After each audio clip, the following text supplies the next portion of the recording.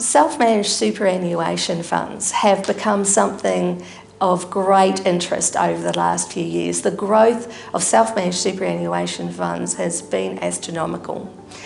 Now, in my opinion, self-managed super funds are for those people that have both the time and the interest to be able to run one. Because you have a great responsibility as a trustee of your own retirement. You have a responsibility to yourself, to whomever you are in that self-managed superannuation fund with, and this is overseen by the Australian Taxation Office. So it's an essential thing that you understand your obligations as well as understanding the benefits of having a self-managed superannuation fund. Sometimes if you have sufficient assets, they can be a very cost-effective way of being able to run your retirement funds. The second thing is that if you have a great passion around shares or property, they can be a very good way of getting that access to those specific assets. It needs to be something that is, again, very carefully thought through.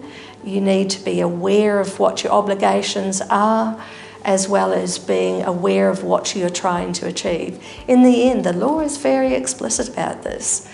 These funds must be there to provide for your retirement.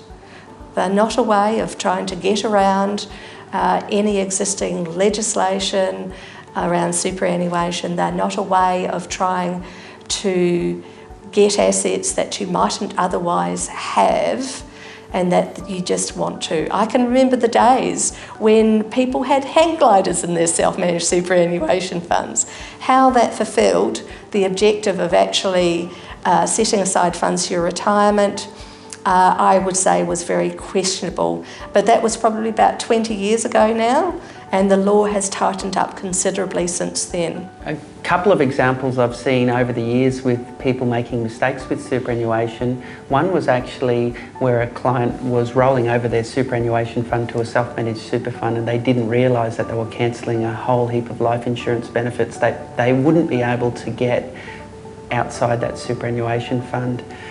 Another example is where a client actually was told to cancel their superannuation fund and redeem the proceeds because he was terminally ill. He didn't realise he was potentially cancelling a very large insurance benefit. Upon discussing with me, we gave him the advice to actually get the insurance benefit first, and then he actually got his withdrawal benefit on top of that.